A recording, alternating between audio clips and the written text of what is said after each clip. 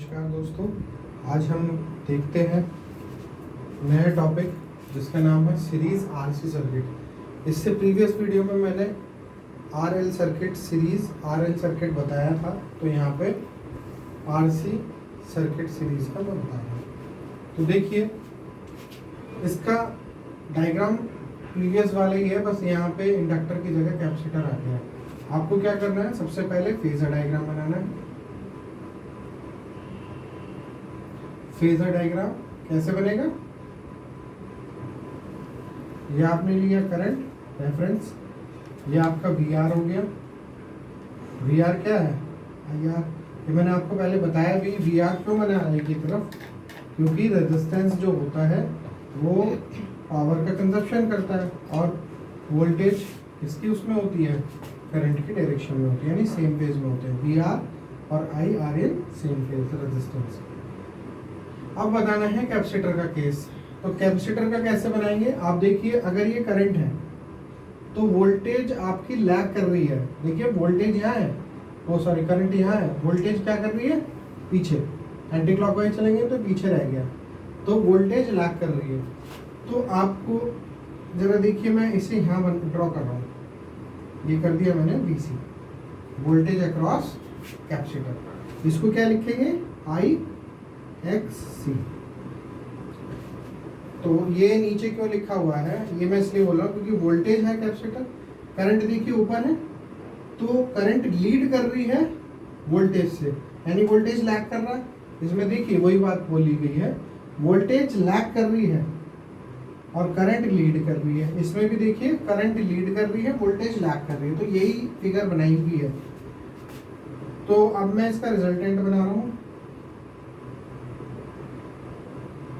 इसे कंबाइन कर देते हैं, तो ये आपकी क्या हो गई, वोल्टेज। इनका कॉम्बिनेशन, इसका रिजल्टेंट जो है वो वोल्टेज भी बना दिया है। अब क्या है, अब या तो ये वाला ट्रायंगल लें या ये वाला ट्रायंगल लें, आपके ऊपर बात है। हम क्या काम कर रहे हैं, ये वाला ट्रायंगल ले लेते हैं, ये वाला, ठीक है। इसको अब हम चूज कर रहे हैं। देखिए आपको पता है पहले 90 डिग्री लेते हैं। देखिए मैं इसको थोड़ा सा ऐसे बना देता हूँ, इस तरीके से, ठीक है ना। ये आपका वी आर है और ये आपका क्या है, देखिए ये इसके पैरेलल में होगा, ये इसके पैरेलल में होगा, तो यहाँ का ये वाली वैल्यू इधर आ जाएगी। तो वी सी ये है जिसे आई आर बोला गया इधर, और वी सी को आई एक्स सी बोला गया। कुछ बच्चे ये भी जानना चाहते होंगे कि इधर आई एक्स सी कैसे आ रहा है, और ये आपका रिजल्टेंट है। देखिए सबसे पहले आई एक्स सी को जाने कैसे बनाया मैंने। देखिए यहाँ पे V इक्वल्स टू कैपेसिटर निकालना है ना आपको, तो आपको पता होगा इसका I equals to C D V by D T था, करंट का फॉर्मूला यही था। ये तो लाप्लास के माध्यम से मैं बता सकता हूँ इसके बारे में। पहले डायरेक्ट आपको बताता हूँ। देखिए आपने लिखा था V equals to V max sine omega T, याद हो गया। अब I equals to I max sine omega T plus का 90 डिग्री, याद है उस फिगर के द्वारा जो प्रीवियस वीडियो में मैंने आपको बताई थी। नेक्स्ट, अब ये जो आई एम था इसे मैंने इस तरीके से लिखा था, आपको याद हो तो। आई एम को यहाँ लिख देता हूँ मैं, आई एम को आपको याद होगा कि मैंने लिखा था वी मैक्स बाई एक्सी।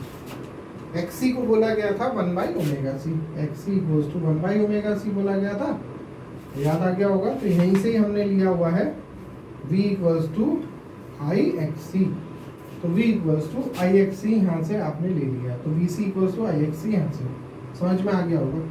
कोई बच्चा यहाँ से भी इसे निकाल सकता है, लेकिन लाप्लास पता हो तभी निकाल पाएगा। डी बाई डी टी को S मान लीजिए, डी बाई डी टी को S रख लीजिए, तो क्या होगा, I equals to C S V हो गया। आप S को जे ओमेगा लिखिए, S equals to J omega, Laplace के थ्रू हो रहा है ये, जे ओमेगा सी वी। अब इसे करंट है, हमें चाहिए वोल्टेज, तो वोल्टेज को यहाँ से निकालेंगे, करंट इसके नीचे करंट के नीचे जे ओमेगा सी आ गया। जे को ऊपर लाएंगे तो माइनस का जे 1 बाई ओमेगा सी, 1/ओमेगा सी को ही माइनस का एक्स सी लिखेंगे, माइनस का जे एक्स सी। तो अब आपको पता लग गया होगा, मैं यहाँ पे लिख देता हूँ। अब भी देखिए यही चीज आई है, वोल्टेज इक्वल्स टू माइनस का जे एक्स सी, ठीक है। अब पता चल गया होगा वैसे। तो V इक्वल्स टू माइनस का जे एक्स सी आ गया है। देखिए यहाँ पे जे ऑपरेटर क्या बता रहा है, पहले ये सुनते हैं। जे ऑपरेटर बता रहा है कि VC जो है वो इमेजिनरी में दिखाएगा। इमेजिनरी में क्यों दिखा रहा है? क्योंकि कैपेसिटर जो होगा वो एनर्जी को स्टोर भी करता है और रिलीज भी कर देता है, यानी कि चार्ज और डिस्चार्ज दोनों करता है। इस वजह से इसमें इमेजिनरी पार्ट दिखाया गया है, इसलिए इसमें इमेजिनरी पार्ट आया है। और माइनस का मतलब क्योंकि कैपेसिटर है तो माइनस का आया है इसी कारण से। क्यों माइनस का? क्योंकि यहाँ पे करंट लीड कर रहा था और जे के केस में करंट लैग कर रहा था, तो इसी कारण से वहां पे पॉजिटिव था इंडक्टर के केस में, और यहाँ पे क्या है, नेगेटिव है। तो समझ में आ गया होगा। और जे एक्स सी आई भी तो ऊपर रह गया, इसे आई लिख लेते हैं, तो यहाँ पे आई भी आ गया, ठीक। तो यहाँ पे आई होप समझ में आ गया होगा। तो इसको भी ये चीज़ लिख सकते हैं, यहाँ से भी याद रख सकते हैं, VC इक्वल्स टू IXC। अब हम राइट एंगल ट्राइंगल देखते हैं। देखो यहाँ पे बन रहा है 90 डिग्री एंगल, ध्यानपूर्वक देखना है। देखिए एंगल कहाँ पे बन रहा है, एंगल आपका यहाँ पे बन रहा होगा, ठीक है ना। एंगल दिख रहा है आपको? देखिए एंगल के सामने वाला क्या होगा, परपेंडिकुलर। तो ये हमारा एंगल है, ये हमारा क्या है, एंगल है। तो एंगल के सामने वाला क्या है, परपेंडिकुलर है, ठीक। अब आप देखेंगे कि ये हमारा फाई है, तो ये हमारा परपेंडिकुलर हो गया है। 90 डिग्री के सामने वाला हाइपोटेन्यूज, बचता क्या है, बेस। तो वही फिगर मैंने वहां पे भी बनाई हुई है, हाइपोटेन्यूज, परपेंडिकुलर, बेस, सारा कुछ पता है अब हमें। तो अब इसको फिगर को फाइंड करेंगे। कैसे फाइंड करेंगे तो मैं आपको बता देता हूँ कैसे फाइंड करना है। राइट एंगल ट्राइंगल निकल गया है, सब कुछ हो गया, बहुत बढ़िया। अब हम करते हैं इसको सॉल्व। देखिए कैसे। अब इसके बाद अब क्या होगा कि हम करते हैं V इक्वल्स टू कितना होगा, डायरेक्ट लिखूं, चलो यही फॉर्मूला अप्लाई करते हैं पाइथागोरस थ्योरम का। VR का स्क्वायर प्लस VC का स्क्वायर। VR को IR लिख लिया है और VC को IXC लिख लिया है, ठीक है, इसका स्क्वायर। अंडर रूट होल का मैं डाल दूं, V इक्वल्स टू पता चल गया, तो I बाहर आ जाएगा, V equals to under root R का स्क्वायर प्लस XC का स्क्वायर। आई होप यहाँ पे आपको कुछ बात समझ में आ गई होगी। आप इसे क्या लिखेंगे, इसे लिखेंगे V equals to I Z. Where Z क्या है, इम्पीडेंस है। उधर भी इम्पीडेंस था बट ये वहां पे था RL सर्किट, यहाँ पे है RC सर्किट। तो जेड इक्वल्स टू क्या लिखेंगे, under root R square plus XC का होल स्क्वायर। यही न्यूमेरिकल का पार्ट है। तो जेड क्या है, इम्पीडेंस।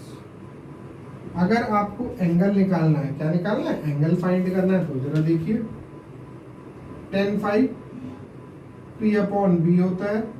P अपॉन B कितना हुआ, P हुआ VC, B हुआ क्या आपका बेस VR।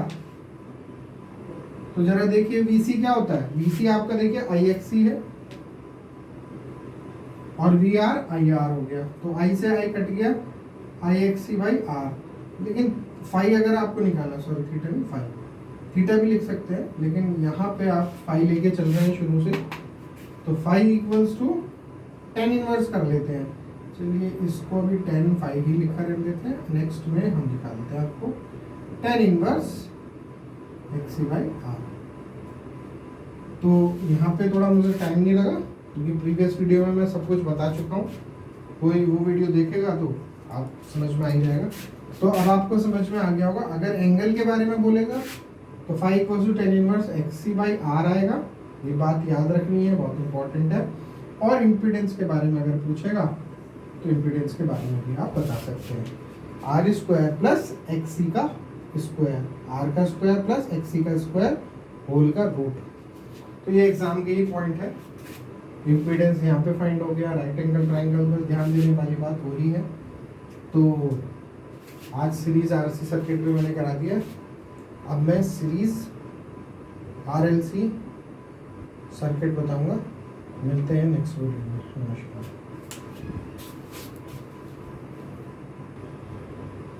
देखिए, कुछ मैं बताना भी चाहता था, कुछ कभी कभार वीडियो बनाते हुए कुछ चीज़ भूल जाता है इंसान, तो मुझे कुछ बताना भी था।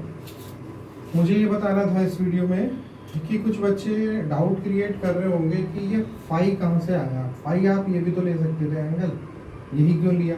आपको मैं बता दूं, फाई एंगल एक्चुअल में क्या होता है, ये जो करंट है और ये जो वोल्टेज आई है, इसी के बीच ही आपको फाई एंगल मिलेगा। फाई एंगल क्यों मिलेगा इसके बीच? क्योंकि आपको पता होगा अच्छी तरीके से वोल्टेज और करंट के बीच ही एंगल होता है। मेन करंट ये है, मेन वोल्टेज ये वाली है, इसी के बीच। इसी तरीके से आप अगर बात करें सीरीज आर एल सर्किट के बारे में, आर एल सर्किट में भी मैंने शायद नहीं बताया वीडियो में, तो यहाँ आप समझ सकते हैं, कोई ऐसी बात नहीं है। आई करंट ये था और आपने इधर ऊपर बनाया था वी एल, जिसे मैंने आई एक्स एल लिखा था, और इधर लिखा था वी आर आई आर। तो यहाँ पे मैंने ऐसे बनाया था रिजल्टेंट, याद आया? आई होप याद आ गया होगा, नहीं तो आप प्रीवियस वीडियो में देख सकते हैं। तो देखिए, ये है आपका, सॉरी यहाँ पे आपका V था रिजल्टेंट। तो देखिए, ये V था आपके पास, ये करंट था, तो इसके बीच का ही एंगल क्या होगा, फाई कंसीडर करेंगे हम लोग। जो मेन वोल्टेज है, यानी रिजल्टेंट वोल्टेज जो आई थी, और मेन जो करंट है, उसके बीच का ही एंगल फाई रखा गया था। तो तभी आप जाके ये ट्रायंगल को आप पूरा कर सकते थे। अगर आप इधर बात करते तो एंगल अपोजिट प्रॉपर्टी लगती है, जो आपको पता होगा। एंगल अपोजिट प्रॉपर्टी, फिर ये वाला एंगल लिया जाता है फाई, अगर आप ये वाला ट्रायंगल ले रहे हैं तो। लेकिन उस केस में मैंने लिया कौन सा था, ये वाला ट्रायंगल लिया था, तो उसमें चेंज करने की जरूरत नहीं पड़ी थी। ऐसे ही अगर एंगल अपोजिट प्रॉपर्टी होती, अगर आप ये वाला ट्रायंगल ले रहे होते, अभी मैंने लिया कौन सा था, ये वाला, अगर आप ये वाला ले रहे होते इस वाले को, तो एंगल अपोजिट प्रॉपर्टी के द्वारा एंगल यहाँ पे होता फाई। तो ये कंडीशन बनती है। तब ये मैंने जो दिखा रखा है यहाँ पे एरो दिखा रखी है कि फाई के सामने वाला परपेंडिकुलर होता है और 90 डिग्री के सामने वाला हाइपोटेन्यूज होता है। अगर आप देखें ये वाला ट्रायंगल, मैं आपको दिखा देता हूँ। ये सब चीज़ें बहुत ज़रूरी होती हैं, वैसे तो ये मैथ में सिखा दी जाती है, फिर भी मैं सिखा देता हूँ। देखिए, ये एंगल है फाई, और आपको पता है 90 डिग्री यहाँ पे, इधर 90 डिग्री कहाँ पे है, यहाँ पे, इधर 90 डिग्री कहाँ पे, यहाँ पे। तो देखिए, 90 डिग्री के सामने वाला h होता है हाइपोटेन्यूज, एंगल के सामने वाला परपेंडिकुलर, और बचता क्या है, बेस। तो आप समझ गए होंगे, कुछ तथ्य बहुत ज़रूरी होते हैं, छोटी छोटी बातें बच्चे भूल जाते हैं, तो इसलिए मैं थोड़ा सा स्किप हो जाता है पढ़ाते पढ़ाते। तो आप यहाँ पे सीख गए होंगे। तो मिलते हैं नेक्स्ट वीडियो में। नमस्कार।